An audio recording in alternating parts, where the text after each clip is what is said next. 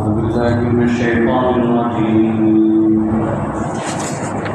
بسم الله الرحمن الرحيم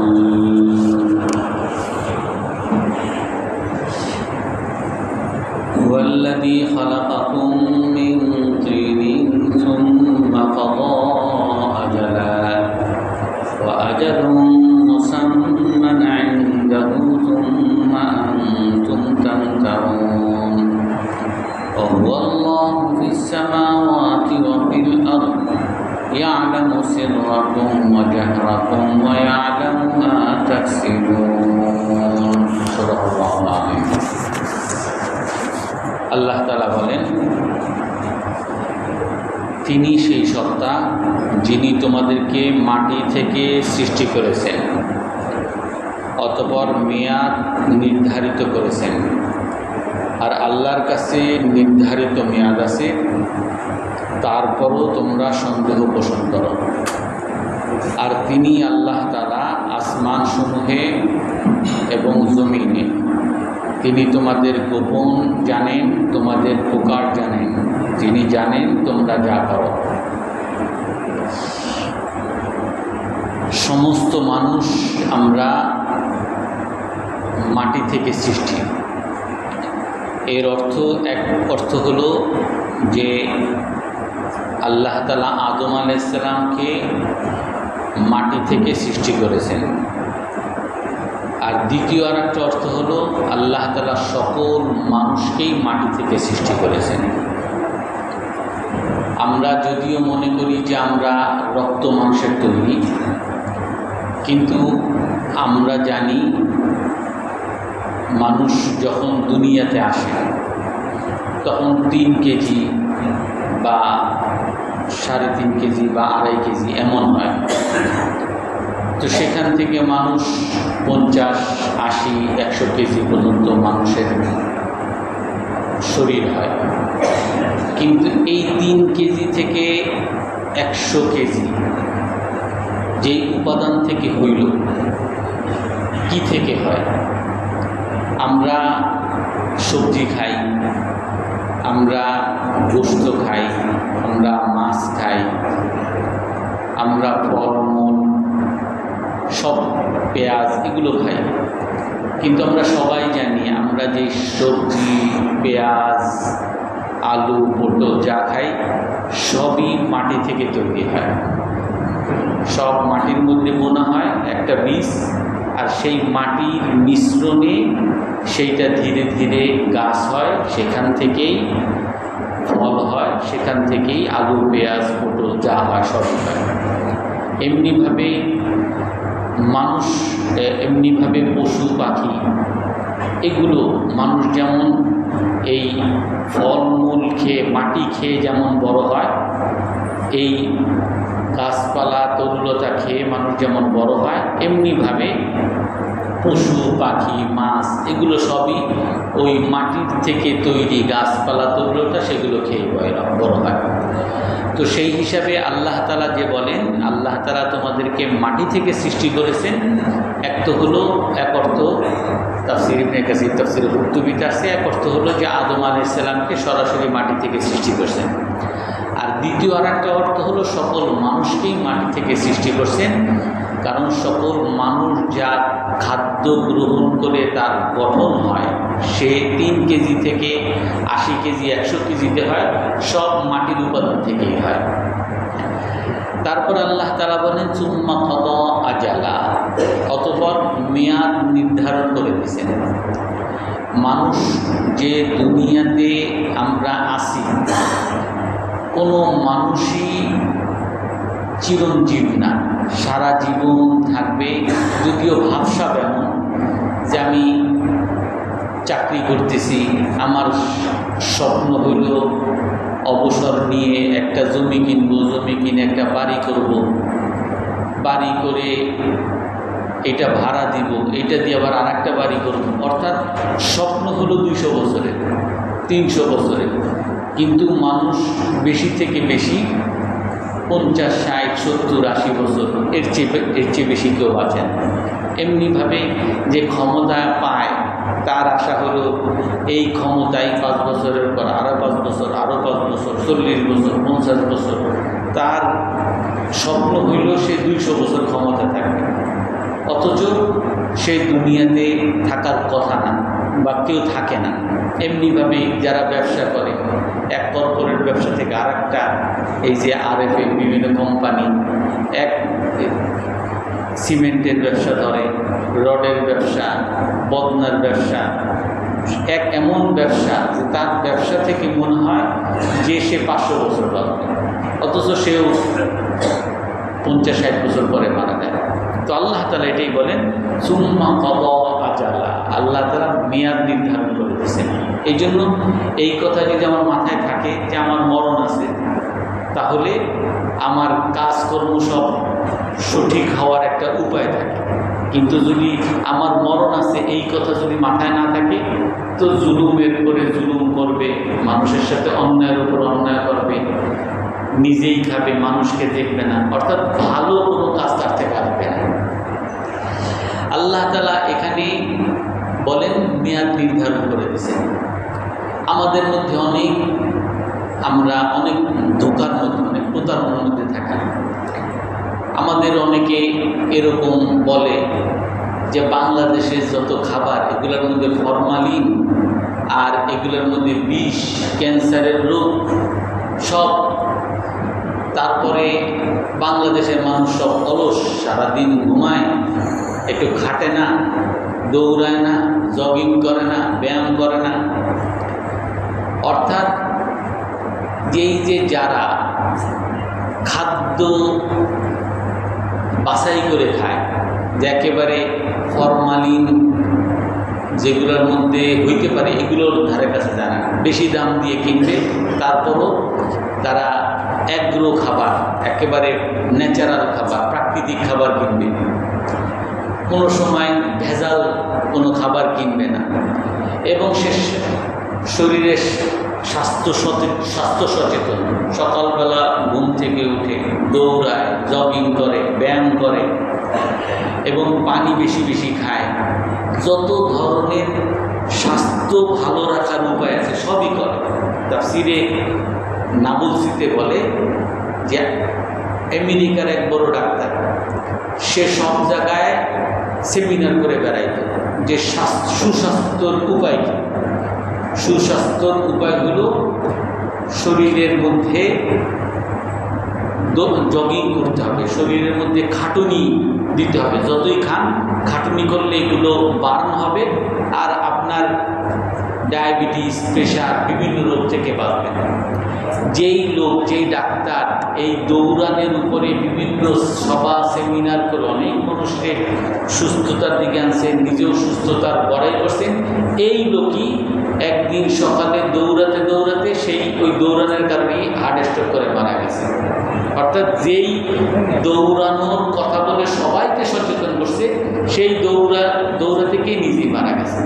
আমরা জানি আমাদের বাংলাদেশে জাহাঙ্গীর কবির আরও তারা বিভিন্ন স্বাস্থ্য সচেতনের কথা বলে।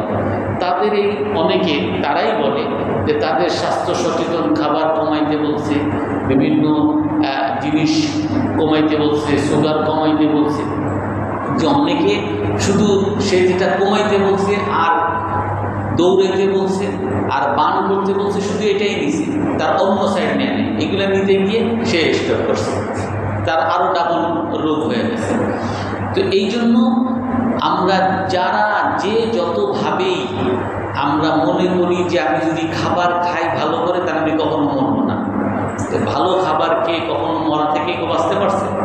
একেবারে ভেজাল মুক্ত খাবার খেয়েছি, কেউ কোনোদিন বাঁচতে পারছে? বাংলাদেশে সব বিষাক্ত, পলিউশন, আবহাওয়া দূষিত, হ্যান ত্যান, সব জায়গায় জার্ম, সব জায়গায় জীবাণু। এই জন্য আমি বাংলাদেশে থাকি না, অস্ট্রেলিয়ায় চলে গেছি, আমেরিকায় চলে গেছি। সে অস্ট্রেলিয়ার আমেরিকা থেকে সে কি মরণ থেকে বাঁচতে পারছে? বরং কিছুদিন আগে একজনকে বললাম যে বাংলাদেশের সমস্ত পানির মধ্যে জীবাণু, সব পানির মধ্যে রোগ আর রোগ। এই যে পানি খাবে এই পানি দ্বারাই তার ভয়াবহ অসুখ হবে। এই জন্য সে পানি ধারে কাছে যায় না, সে ওই বিভিন্ন বোতলজাত খাবার হ্যান ত্যান খায়। আমি বললাম যে বোতলজাত খাবারের মধ্যে তো প্লাস্টিকের এইগুলো বার করে এখান থেকেই তো ক্যান্সারের, বলে হ্যাঁ এটাও আছে, ঠিক আছে। তো বাংলাদেশে সব একেবারে খাবার, বিশেষ করে গ্রামগঞ্জে সবাই তো নদী নালার পানি খায়, সবাই পুকুরের পানি খায়। অনেক গ্রামে আছে এরকম, আমাদের ঢাকা শহরের মধ্যে এরকম ভালো পানি বাংলাদেশের কোথাও এরকম নাই। আপনি বিভিন্ন ঢাকার বাইরে যাবেন, দেখবেন কোথাও লবণাক্ত পানি, কোথাও আয়রনের পানি, কোথাও কালো পানি, কোথাও ময়লা পানি। তো আমি তাকে বললাম, এই যে গ্রামের মানুষ এই ময়লা পানি, ডোবার পানি, পুকুরের পানি এগুলো যে খায়, এরা তো আমাদের মতো এত অসুস্থ হয় না, বরং আমাদের সে আরো সুস্থ থাকে। বলে না, এগুলোর মধ্যে তো বিষ আছে। আমি তাকে বললাম যে তুমি ওই গুগল সার্চ করে দেখো যে এই সকল লোকরা যে জীবাণু, তারপরে রোগ, তোমার কথা অনুযায়ী দূষিত যেগুলো খায়, আল্লাহ তাআলা তার শরীরের মধ্যে এরকম রোগ প্রতিরোধ ক্ষমতা দিয়ে দিছে যে এই দূষণ আর এই জীবাণু তার কোনো ক্ষতি করতে পারে। আর তুমি বিদেশ থেকে আইসে একটু পানি খাইছো, সাথে সাথে পেট খারাপ, এই পেট খারাপ সব বাংলাদেশে সব খারাপ। এই জন্য ভাত খাইলেও তার পেট খারাপ হয়, পানি খাইলেও তার পেট খারাপ হয়, আপনার ওই চাল ডাল যেটা খাই এটা দিয়ে পেট খারাপ হয়। যে আল্লাহ তাআলা তোমার মধ্যে ওই প্রতিরোধ ক্ষমতা দেন নাই যেটা আল্লাহ তাআলা বাঙালিদেরকে দিয়ে রাখছে। এই জন্য আল্লাহ তাআলা বলেন সুম্মা ক্বাদা আজালা, আল্লাহ তাআলা মৃত্যুকে নির্ধারণ করে দিয়েছে। এই জন্য মৃত্যু থেকে বাঁচার যে যত উপায় বলুক না কেন, একেবারে ফরমালিন ছাড়ো, অমুক ছাড়ো, এই দূষণ, এই পরিবেশন দূর করো, অমুক করো, তমুক করো, এই মৃত্যু থেকে কেউ বাঁচতে পারবে না। মৃত্যু তাফসীরে না মসজিদে একটা বলে যে মৃত্যু হলো মানুষের স্টপ ওয়াচের মতো। আপনার ঘড়ির মধ্যে স্টপ, মানে আপনি দৌড়াইতেছেন বা কোথাও যাচ্ছেন, স্টপ ওয়াচ দিবেন, আপনার প্রতি সেকেন্ডে সেকেন্ডে উঠে আপনি কয় মিনিট গেছেন, আপনি 10 মিনিটের একটা টাইম দিচ্ছেন, 10 মিনিটের টাইম থেকে আপনাদের 5 মিনিট, 4 মিনিট, 9 মিনিট, 10 মিনিট চলে যায়। এইভাবে মানুষের জীবন হলো এরকম স্টপ ওয়াচ। আপনার আল্লাহ তাআলা পুরা জীবনটারে সময় 60 বছর দিয়ে দিচ্ছে। আপনার এই যে আজকের সময়টা গেল, তার মানে 60 বছর থেকে 5 মিনিট চলে গেল, তারপরে একদিন চলে গেল, 5 দিন চলে গেল। আপনার নির্ধারিত একটা সময় আছে, এইটা থেকে চলে যাওয়া। এই জন্য মৃত্যু মানুষকে তার যে মূল গন্তব্যের দিকে প্রতি মুহূর্তে ধাবিত করতেছে। যারা বিবেকবান, যারা বুদ্ধিমান, তারা সব সময় চিন্তা করবে আমার হাতে তো সময় নেই। এই জন্য একটা সময় মানুষকে বলে প্রতিদিন, হাদিস এটা যে প্রতিদিন সময়টা সকালবেলা উঠে বলে আনা ফাদিলুন জাদিদ, হে বনি আদম, হে আদম সন্তান, আমি তোমার জন্য একটা শুভ সকাল হিসেবে আসছি। ওয়া আনা আলা যালিকা শাহীদ, আর আমি এটা সাক্ষী হিসাবে আছি। আমি এই যে আজকে শুভ সকাল আসলাম, আমি এই সকাল আর কোনো দিন তোমার কাছে পেব না, আর কখনোই তুমি আমাকে পাবা না। এই যে আমি সময়টা চলে গেলাম, তোমার জীবনে আর কোনো দিন এই সকাল তুমি আমাকে পাবা না, আমি তোমার হাতছাড়া হয়ে যাচ্ছি। এই জন্য তুমি যদি বুদ্ধিমান হও, আমার এই সময়টাকে, এই শুভ সকালটাকে তুমি কাজে লাগাও, তুমি এইটাকে তোমার মূল্যবান করো, তুমি আখিরাতের সফলতার জন্য কাজ করো, দুনিয়ার সফলতার জন্য কাজ করো। এই জন্য আল্লাহ তাআলা বলেন সুম্মা ক্বাদা আজালা, আল্লাহ তাআলা মেয়াদ নির্ধারণ করতেছে। ও আজালুম মুসাম্মান ইনদা, এবং আল্লাহর কাছে মেয়াদটা নির্ধারিত আছে। মেয়াদটা দুইবার বলছেন, একটা হলো প্রতিটা মানুষের মেয়াদ। এই মেয়াদ অনেক সময় আমরা জানতে পারি, ডাক্তার বলে দেয় যে আপনার স্ট্রোক করছেন, ভিতরে সব জায়গায় ক্যান্সারের জাম ছড়িয়ে পড়ছে, আপনি বেশির থেকে বেশি হয়তো বা আর 5 দিন, 1 সপ্তাহ, 2 সপ্তাহ বাঁচতে পারেন। আপনার কিডনি ডায়ালিসিস আর করা যাচ্ছে না, আপনার সুগার বেড়ে গেছে, এমন ইনসুলিনেও কাজ হয় না, আপনি হয়তো বা বেশির থেকে বেশি 1 মাস 2 মাস বাঁচতে পারেন। অর্থাৎ মানুষ তার মৃত্যুকে জানতে পারে যে কখন হয়তো বা সে মারা যাবে, এটা জানতে পারে। কিন্তু আরেকটা মেয়াদ আছে, যেই মেয়াদটা কোনো মানুষই জানে না, কোনো মানুষের পক্ষে জানাও সম্ভব না। আল্লাহ তাআলা কোরআনে কারীমের মধ্যে বলেন লা ইয়ালামুহা ওয়া ইয়াসআলুনাকা আনিস সাআতি আইয়ানা মুরসাহা কুল ইন্নামা ইলমুহা ইনদাল্লাহ। মানুষ আপনার কাছে কিয়ামত সম্পর্কে জিজ্ঞাসা করে যে হে আল্লাহর রাসূল, পৃথিবীটা ধ্বংস হবে, কবে ধ্বংস হবে? আসমান আকাশ থেকে সূর্য চূর্ণ বিচূর্ণ হয়ে দুনিয়ার মধ্যে পড়ে যাবে, কবে পড়বে? অন্যান্য সকল গ্রহ নক্ষত্র চূর্ণ বিচূর্ণ হয়ে সব সমুদ্রের মধ্যে পড়ে যাবে, কবে পড়বে? কিয়ামত কবে কায়েম হবে? আল্লাহ তাআলা বলেন, আপনি বলে দেন কুল ইন্নামা ইলমুহা ইনদাল্লাহ। এই কিয়ামতের ইলম, কিয়ামতের জ্ঞান একমাত্র আল্লাহ তাআলার কাছে। লা ইউজাল্লিহা লিওয়াক্তিহা ইল্লা হু। আর সেটা কখন হবে এটা একমাত্র আল্লাহ তাআলাই নির্ধারণ করবেন। এই জন্য ওই সময়টা এটা আল্লাহর কাছেই একমাত্র নির্ধারিত। আমি মনে করতেছি যে আমি 5 তলা বাড়ি করছি, আর আমি তো কমপক্ষে 100 বছর তো বাঁচবো, 100 বছর আমি থাকবো, এই বাড়িতে তো ঘুমাইতে পারবো। আমার রড, আমার সিমেন্ট এমন মজবুত হইতে হবে যাতে কমপক্ষে 200 বছর এইটা টেকসই হয়। আমি না হইলে বাঁচলাম, কিন্তু এই 5 তলা, এই 10 তলা বাড়ি, এইটা যে 100 বছর 200 বছর টেকসই হবে এর কোনো গ্যারান্টি আমার কাছে আছে? এখন যেভাবে সব জায়গায় ভূমিকম্প হয়, এই ভূমিকম্পে যে কোনো সময় 5 তলা মুহূর্তের মধ্যে ধসে যেতে পারে। এইটা আমি আপনি কখনো কেউ জানি? পৃথিবীর সকল জিনিসের পূর্বাভাস মোটামুটি এখনো জানে। আগামীকাল বৃষ্টি হবে, আগামীকাল ঝড় হবে, জলোচ্ছ্বাস হবে, কিন্তু আপনারা কি কখনো শুনছেন এই ভূমিকম্পের কোনো পূর্বাভাস? ভূমিকম্প কখন হবে কোনো বৈজ্ঞানিকরা বাইর করতে পারে না। বরং বইতে আসছে যে ভূমিকম্প পৃথিবীর মধ্যে সবচেয়ে খারাপ, সবচেয়ে নির্বোধ আমরা যেই প্রাণীকে বলি, সেই প্রাণী সবার আগে ভূমিকম্পের পূর্বাভাস জানতে পারে। সেই নির্বোধকে গাধা। গাধা নাকি ভূমিকম্প হওয়ার কিছুক্ষণ আগে সে জানতে পারে, এই জন্য তার চিৎকার চেঁচামেচি লাফালাফি শুরু হয়। আর এই গাধা ছাড়া পৃথিবীর কারো পক্ষে, কোনো বৈজ্ঞানিকের পক্ষে এখন পর্যন্ত এই ভূমিকম্পের পূর্বাভাস সম্পর্কে কিছুই জানা যায় না। তো আল্লাহ তাআলা বলেন ওয়া আজালুম মুসাম্মান ইনদা, আর নির্ধারিত মেয়াদ একমাত্র আল্লাহর কাছে। সুম্মা আনতুম তামতারুন, তারপরেও তোমরা সন্দেহ করো, তারপরেও তোমরা সন্দেহ করো। মৃত্যু নির্ধারিত, পৃথিবী ধ্বংস হয়ে যেতে পারে, ঘর বাড়ি ভূমিকম্পে নষ্ট হয়ে যেতে পারে, আগুনে জ্বলে যেতে পারে, সবই আমার চোখের সামনে হইতেছে, তারপরও আমি আখিরাত সম্পর্কে সন্দিহান। আখিরাতকে আমি বেমালুম ভুলে গিয়ে আমার চুরি দরকার চুরি করি, দুর্নীতি দরকার দুর্নীতি করি, ঘুষ খাওয়া দরকার ঘুষ খাই, মানুষকে ঠকানো দরকার মানুষকে ঠকাই, মানুষের জমি দখল করা দরকার জমি দখল করি, সাদাবাজি করা দরকার সাদাবাজি করি। অর্থাৎ আমি আল্লাহর ধরা সম্পর্কে, আখিরাত সম্পর্কে, মৃত্যু সম্পর্কে, আমার জমি জামা টাকা পয়সা এগুলো ধ্বংস হওয়া সম্পর্কে আমি সন্দিহান। এটাই আল্লাহ তাআলা বলেন সুম্মা আনতুম তামতারুন, তারপরেও তোমরা সন্দেহ পোষণ করো।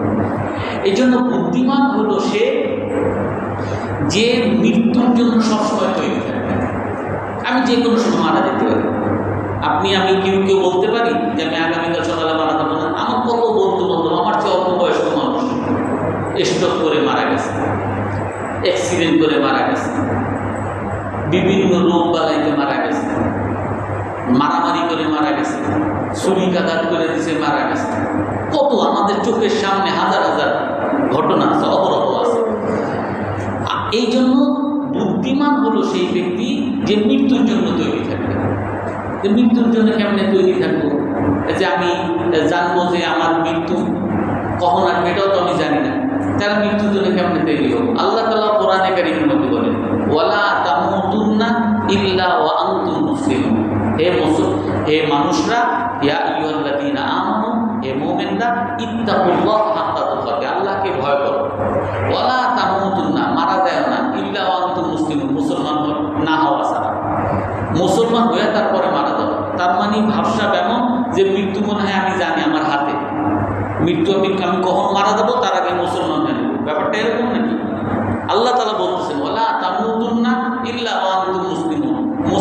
না হয়ে মারা যায় আমি, অর্থাৎ আমার মৃত্যু যেমন আমার হাতে, আমি কখন মারা যাবো আমি জানি, তার আগে আমি মুসলমান হয়ে যাবো। ব্যাপারটা এরকম না, বরং এর অর্থ কি যে আমি সব সময়ের জন্য মৃত্যুর জন্য তৈরি থাকি। যদি সব সময় আমি মুসলমান হই, আল্লাহকে মানি, আল্লাহর আদেশ পালন করি, তাহলেই একমাত্র আমি মৃত্যু আসলেও আমার কোনো ভয় নেই, মৃত্যুকে আমি সাদরে গ্রহণ করব। তাফসীরে বলছে একটা দৃষ্টান্ত দিয়েছে। একটা ছেলে, সে তার এলাকায় দেখে একজন অনেক বড় অফিসার গাড়িতে চলে, সে ডিসিএসপি হয়েছে বা সচিব হয়েছে, সবাই তাকে সম্মান করে। কেমনে হয়েছে? সে অমুক ইউনিভার্সিটিতে পড়ছে, আমেরিকান বা ইংল্যান্ডের এক ইউনিভার্সিটি, ইউনিভার্সিটিতে পড়ছে, ওই ইউনিভার্সিটি পড়ার কারণে এই বড় চাকরিটা পাইছে, ধরে নিলাম আর কি। অথবা পিএইচডি করছে, এই জন্য এইটা পাইছে। বা আমাদের বাংলাদেশে যেটা আছে, খুব পড়াশোনা করে বিসিএস দেয়, বিসিএস দিয়ে তারপরে ক্যাডার হয়ে তারপরে বড় অফিসার হয়।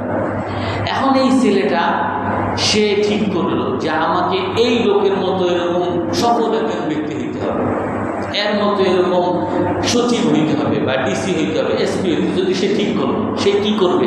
সে ঘরে ঘুমাবে?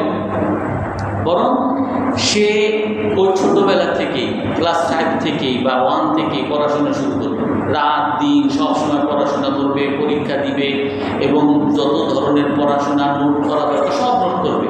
শুধু ক্লাস 5-এ ভালো রেজাল্ট করেই বসে থাকবে না, তারপরে 8-এ ভালো রেজাল্ট করবে, 10-এ ভালো রেজাল্ট করবে, ইন্টারমিডিয়েট ভালো রেজাল্ট করবে, ভালো ইউনিভার্সিটি ভর্তি হবে, ভালো ইউনিভার্সিটি ভর্তি হয়ে সেখানে ভালো রেজাল্ট করবে। সেখান থেকে আরও প্রস্তুতি নিয়ে সে বিসিএস দিবে, খুব ভালো করে পড়াশোনা করে বিসিএস দিয়ে আবার সে ট্রেনিং নেওয়া লাগবে, ট্রেনিং নেবে।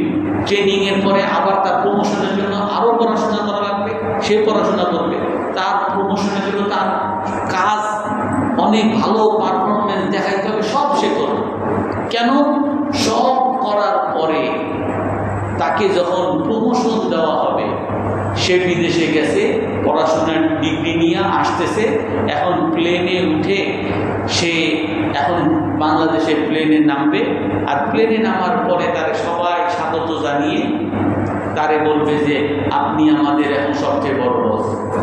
এখন সে যে এই যে বড় বস আর বড় একটা সফলতা, এইটার জন্য যখন সে বাংলাদেশে নামবে আর সবাই যখন তাকে শুভেচ্ছা স্বাগতম জানিয়ে নিবে, তখন সে কি খুশি হবে না বেজার হবে? অথচ এতদিন কিন্তু কষ্টের পরে কষ্ট করেই যাচ্ছে।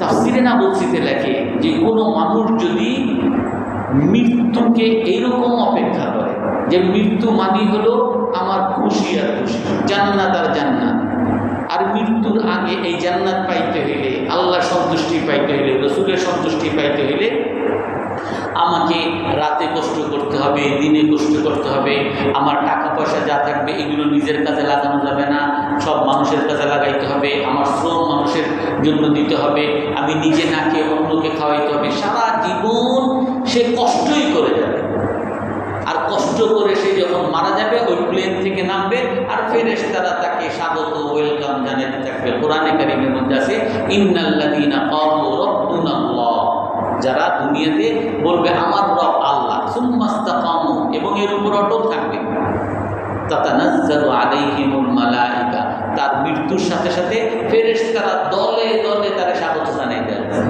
আর বলবে কি আল্লাহ তাখাফু, কোনো ভয় নেই তোমার, তুমি তোমার আসল বাড়িতে আসছো, ওয়ালা তাহজানু, কোনো চিন্তা নেই, কোনো দুশ্চিন্তা নেই তোমার, ওয়া আবশিরু বিল জান্নাহ, তুমি ওই জান্নাতে সুসংবাদ গ্রহণ করে, এই যে দেখো তোমার জান্নাত, কুনতুম তুআদুন, যে জান্নাতের স্বপ্ন তুমি দেখছিলে, যে জান্নাতের কথা তোমাকে বলা হয়েছে, নাহনু আউলিয়াউকুম ফিল হায়াতিদ দুনিয়া ওয়া ফিল আখিরাহ, আমরা দুনিয়াতেও তোমার সঙ্গী ছিলাম আর আখিরাতেও তোমার সঙ্গী, আমরা সবাই তোমাকে জান্নাতে তোমার নিজের বাসস্থানে তোমাকে দিয়ে দেব।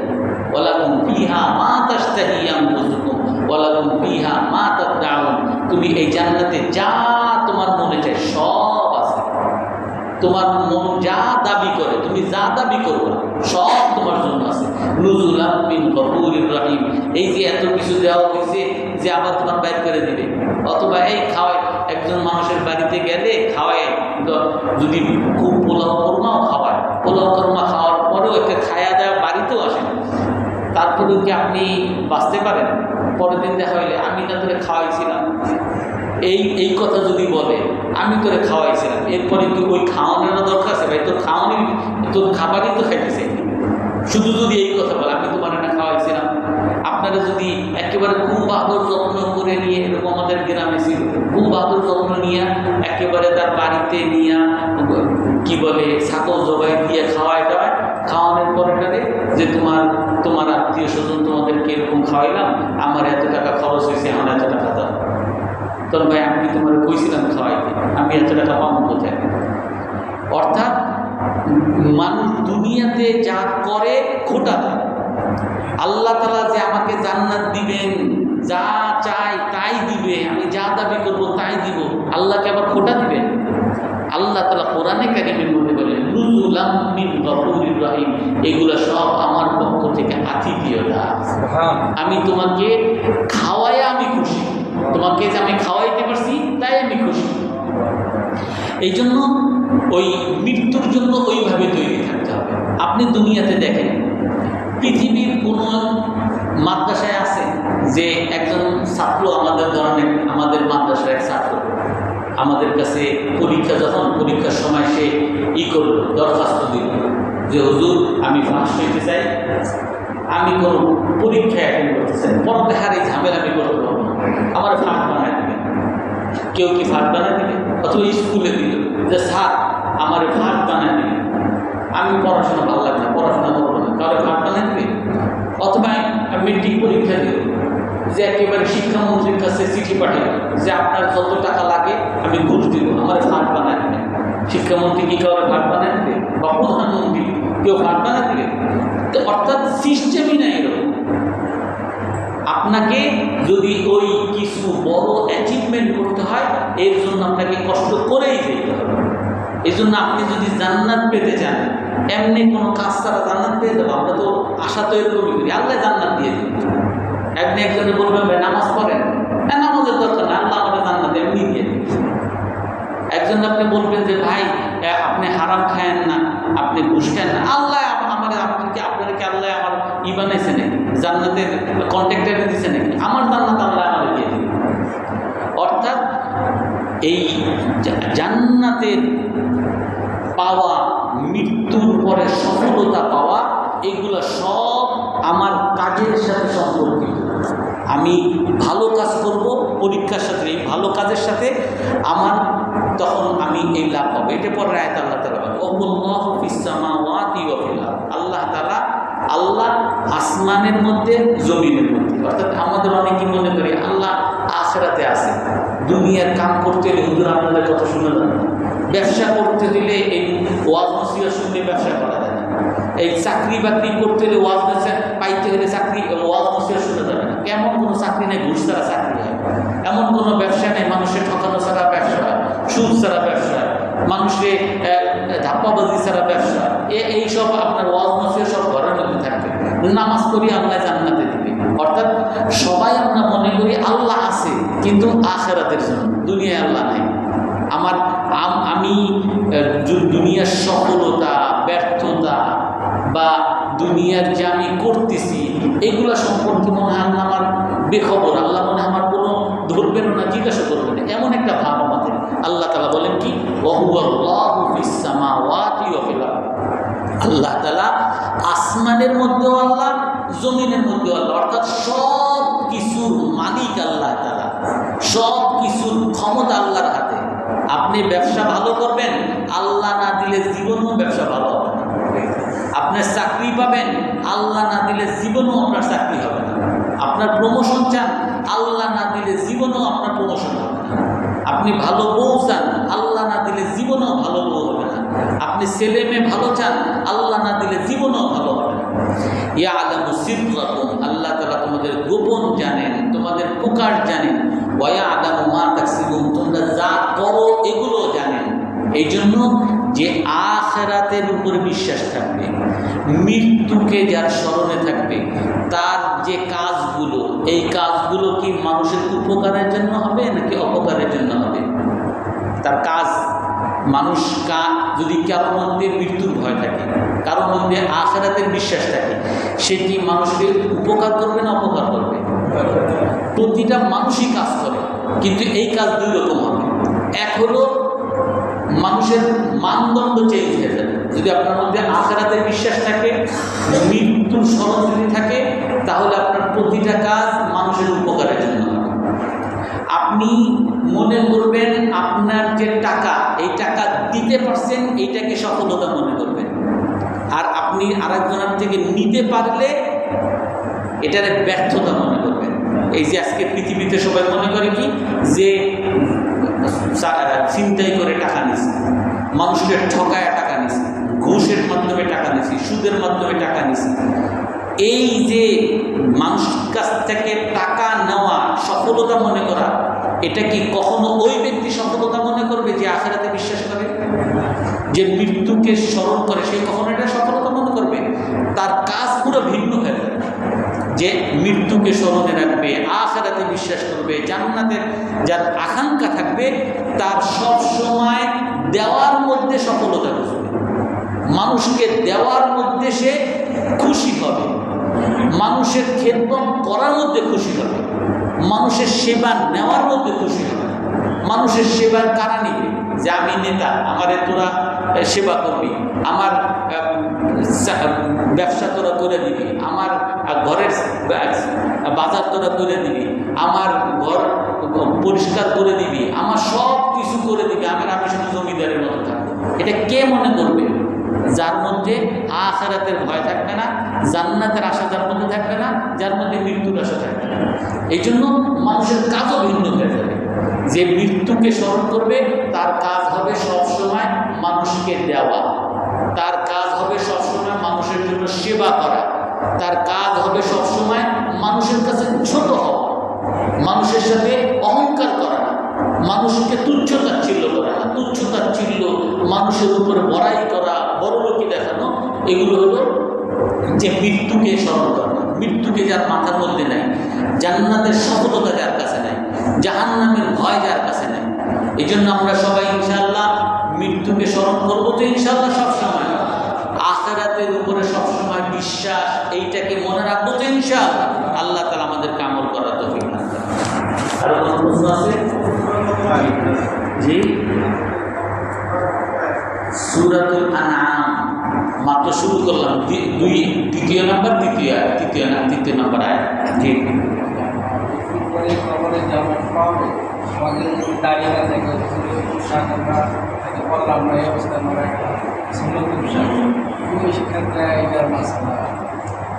কি মাসালা আপনি বলেন, আপনি তো জানেন, আমার আর জিজ্ঞেস করার দরকার নেই।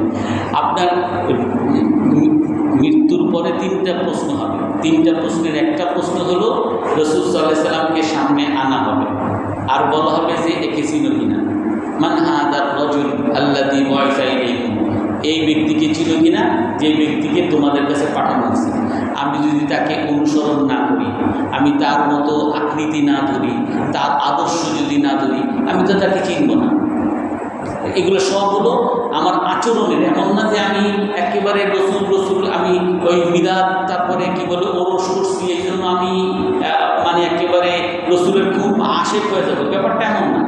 এই সব কিছু আমলের উপর নির্ভর করবে। আমি কখন উত্তর দিতে পারবো যে আমার রব আল্লাহ তাআলা, যখন আমি আমার সকল কাজ আমি এই কথা চিন্তা করে করছি যে আমার পালনেওয়ালা আল্লাহ তাআলা, আমার পালনেওয়ালা কোনো চাকরি না, আমার পালনেওয়ালা কোনো নেতা না, আমার পালনেওয়ালা কোনো টাকা পয়সা না। আমার যখন পালনেওয়ালা আল্লাহ তাআলা, ওই আল্লাহর গোলামি করবো, নামাজ পড়বো, রোজা রাখবো, আল্লাহ যা করছে, ঘুষ খাইতে রিসিভ করছে, সুদ খাই, ওই আল্লাহকে যখন গোলামি করবো, তখন আমি বলতে পারবো রব্বি আল্লাহ, আমার বাবা। আর তখনই আমি রসুলকে বলতে পারবো উনি আমাদের নবী মুহাম্মদ সাল্লাল্লাহু আলাইহি ওয়াসাল্লাম। যখন তাকে আমি মানব, তাকে মানলাম না, তার অনুসরণ করলাম না, তার পোশাক আশাক কোনো কিছুই, কোনো সুন্নতি আমি ধরলাম না, আমি তাকে চিনব না। এমনিভাবে ইসলাম। আর তৃতীয় প্রশ্ন হবে যে তোমার ধর্ম কি? ধর্ম আমার ইসলাম। আমি জীবনে ইসলাম মানিয়ে নেই, আমি উত্তর দিতে পারবো আমার ধর্ম ইসলাম। আপনি যদি এখন বলেন যে সারা জীবন করছেন আওয়ামী লীগ কথা, তারা এখন বলেন আমি বিএনপি, আপনার কেউ মানবে? পিটাবে দেবেন। জি বলেন। প্রশ্ন আমার, একটা হচ্ছে সূরা ইসরা আয়াত 110, সূরা ইসরা 110। আচ্ছা বলুন, আপনি বলেন। নামাজ পড়ি ফজরে, ফজরটা আমাদের পরে তখন ইমাম সাহেব দোয়া শেষ করে দেয়। দোয়া শেষের পরে এক লাইনে কিছু লোক দিদির মধ্যে কিছু দেয়, কিছু লোক খাদালে আমার করে, কিছু লোক কোরআন আসলে সঠিক কোন জায়গায় বসলে বা একই থাকে। শুনেন, এগুলা দিনের কাজ, সবই মানে ইসলামের কাজ। আর একটা বিষয় হলো রাসূল সাল্লাল্লাহু আলাইহি ওয়াসাল্লাম আল্লাহ তাআলা তাকে মহামানব বানিয়েছেন, যার কারণে ওই এক ব্যক্তির মধ্যে আল্লাহ তাআলা যেমন মুজাহিদ, উনি যেমন যুদ্ধ করছেন, এমনিভাবে উনি বড় আলেম ছিলেন, খতিব ছিলেন, বয়ান করছেন, আমল করছেন, আপনার ফাজাইল আমল বলেন এগুলো শুনেছেন, তারপর মাসাইল শুনেছেন, এটা সব করছেন। কিন্তু আল্লাহ তাআলা এই উম্মতে মুহাম্মাদের মধ্যে এই রাসূল সাল্লাল্লাহু আলাইহি ওয়াসাল্লাম বা ইসলামের সেবা খেদমত আঞ্জাম দেওয়ার জন্য বিভিন্ন গ্রুপে বিভক্ত হয়েছে। অর্থাৎ কিছু কিছু মানুষ আছে তাবলীগ করে, সে আবার জিহাদ করে না। কিছু কিছু মানুষ আছে জিহাদ করে, কিছু কিছু মানুষ আছে তারা কোরআন শেখায়, মানে মাদ্রাসায় শেখায়, কিছু কিছু মানুষ আছে বয়ান করে, কিছু কিছু মানুষ আছে নামাজ পড়ায়। অর্থাৎ এগুলো সবই ইসলামের কাজ। আমি যদি এমন বলি যে না আমি শুধু নামাজ পড়বই, আমি তাবলীগওয়ালাদের পছন্দ করি না, আমি জিকিরওয়ালাদের পছন্দ করি না, আমি জিহাদওয়ালাদের পছন্দ করি না, আমি আলেমদের পছন্দ করি না, আমি তাদের বিরুদ্ধে লাগি না, তো আমি ইসলাম মানি না। ইসলাম মানে হলো সবগুলোই একটা আরেকটার পরিপূর্ণ। এই জন্য কোনোটাকে আমি খাটো করে দেখবো না, কোনোটার পিছনে আমি লাগবো না, সবগুলো কি ইসলামের কাজ মনে করে আমি করতে পারি আর না পারি তাদেরকে সমর্থন করে দেবো। আমি তোমার 110 নম্বর আয়াত পাচ্ছি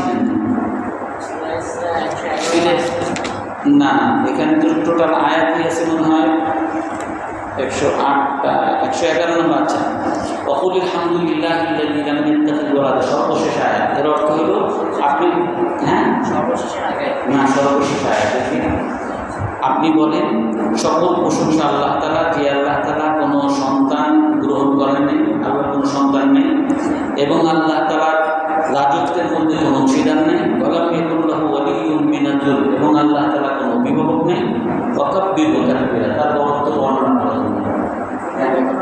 এটা 111।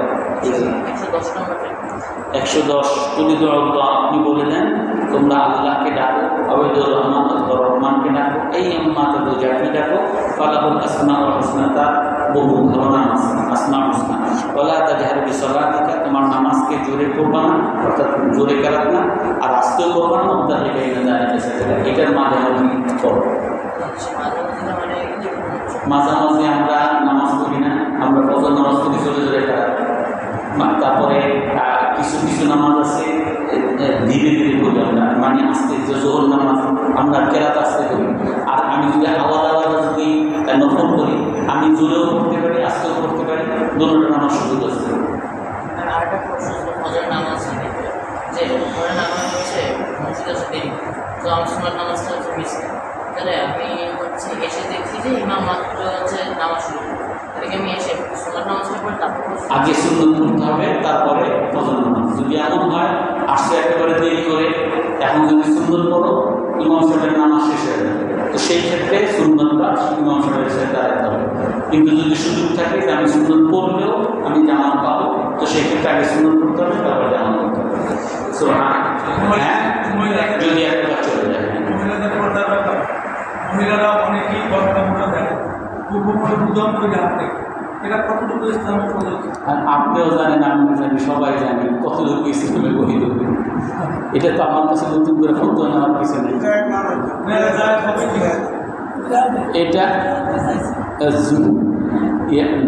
পুরুষের জন্য সতর বা মানে ঢাকা, নাভি থেকে হাঁটু পর্যন্ত ঢেকে রাখা ফরজ। আপনি যদি এই হাঁটু বা হাঁটুর উপরে কাপড় উঠে যায়, কবিরা গুনাহ হবে, বড় গুনাহ। আর মহিলাদের পুরো শরীরই সতর, তার চুল, হাত, পা সবই ছোট, যদি কোনো একটা অংশ যদি খোলা রাখে তাহলেই গুনাহ হবে। এখানে কিছু কিছু আলেমদের একটা মত আছে, যদি মুখটা শুধু মুখমণ্ডলটা যদি বয়স্ক হয় বা হাতটা যদি দরকার শুধু খোলা রাখতে পারে কিছু আলেমদের, কিন্তু তারপরে যদি ফেতনা হয়, যুবতী হয়, তো সেই ক্ষেত্রে মুখমণ্ডলও ঢাকতে হবে। আর চুল খোলার বিধান বা চুল খোলার সুযোগ কোন মাযহাবী, সমস্ত মাযহাবী হারাম। কেউ বলবে না, অনেকে হাত খোলার ব্যাপারে হয়তো বিতর্ক বা মুখ খোলার ব্যাপারে কিছু বিতর্ক আছে, কিন্তু চুল খোলার ব্যাপারে কোনো বিতর্ক নেই, একেবারে হারাম। কোনো শরীরের যে কোনো অঙ্গ প্রত্যঙ্গ, মহিলাদের সমস্ত অঙ্গ প্রত্যঙ্গ ঢেকে রাখা, এগুলো হলো ফরজ। এবং কেন ফরজ, এগুলো অনেক কারণ আছে, অনেক আলাপ আলোচনা করছি। কারণ এইসব মহিলাদের এইসব বিষয় নিয়ে যখনই কথা বলতে যাবেন তখনই বলবে হুজুররা আমাদের শুধু আটকায় রাখে, আমাদের শুধু দমাইতে চায়। কিন্তু এটা যে তাদেরই লাভের জন্য। এই যে আজকে আমি একটা ভিডিও দেখলাম, ওই যে যারা পিঙ্ক বাস বা নতুন মহিলাদের বাস বেরিয়েছে না, মহিলাদের বাসে একজন ড্রাইভার তার সাক্ষাৎকার নিতেছে। সে কইতেছে যে এই বাস চালানো আমার পক্ষে সম্ভব নয়, যদিও বলে যে মহিলারা পাইলট হবে, মহিলারা মেট্রো রেল চালায়, আর আমার এইটা বইলে আমার এই পিঙ্ক বাসে উঠাই দিছে। এই পিঙ্ক বাসের এই মানুষের সাথে মানে ধাক্কি, আর এত বড় বাস নিয়ে এই গরমের মধ্যে আমার পক্ষে সম্ভব না, আমি আর এই চাকরি করব না। তো আল্লাহ তাআলা মহিলাদের জন্য যেটা ভালো সেটাই আল্লাহ তাআলা ফয়সালা করছেন। ঘরের মধ্যে থাকা মহিলাদের শান্তি, মহিলাদেরকে পোশাক আশাককে আবৃত করা, এটা মহিলাদের নিরাপত্তার জন্য, তার নিরাপত্তা, তার দিকে কেউ যাতে কোনো ধরে না তাকায়, এটা তার নিরাপত্তার জন্য। কিন্তু এই বিষয়গুলো যদি আপনি বুঝায় না বলেন, সবাই আপনার পিছিয়ে লেগে যাবে, হুজুরে আমাদের পিছিয়ে লাগছে। এই জন্য এইসব আলোচনা করতে হলে একটু সময় নিয়ে করতে হয়। এবং উনি যে আপনি প্রশ্ন করছেন, এরকম ডাইরেক্ট প্রশ্নের উত্তর সবসময় দেওয়া হয় না।